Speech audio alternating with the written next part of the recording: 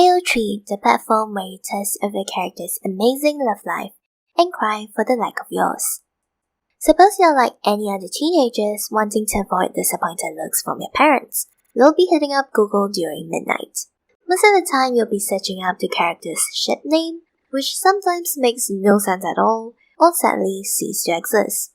If they don't, you'll search up the pairings with a slash in between and end off with an AO3.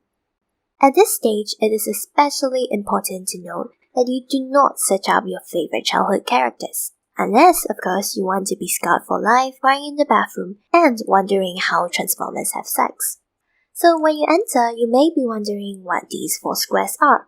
The top 4 represents your desperation for content, and they normally proceed downwards when you finish everything and is too desperate to let go. The top right is where green is scarce, rainbow is diversity, and black is avoid at all costs. So the bottom left is please read if you do not want to be traumatized and question your morals, and the bottom right determines if you are hanging on the cliff, high on adrenaline, and wondering where the author is. The sort and filter buttons are pretty normal.